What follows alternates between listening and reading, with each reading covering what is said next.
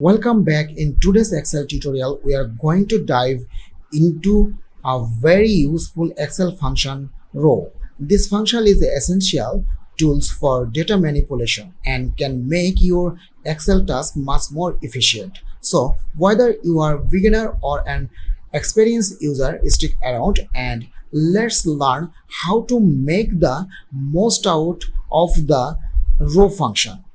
The first, we are going to try to understanding the row functions. The row functions in Excel return the row number of a specific cell range of cells. It's a simple, but this scenario will cover few like we will use the row functions. So the basic sentence of the row function is quite straightforward.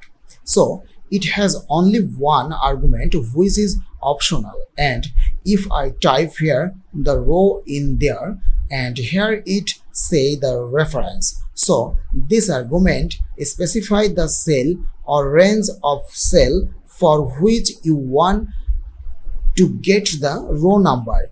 If you omit this argument, it will return the row number of the cell in which the formula is entered.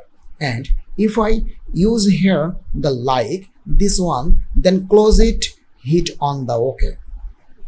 Now here you got it, the row number is 5, and if I try use it, and you can now see this is the row number in font.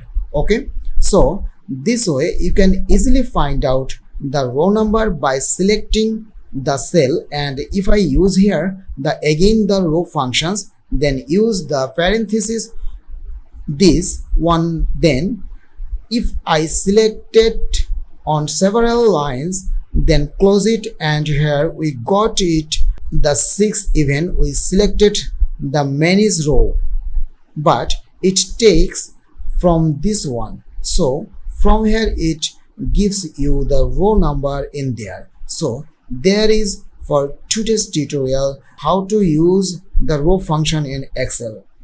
Thank you for watching. I will see you in the next video.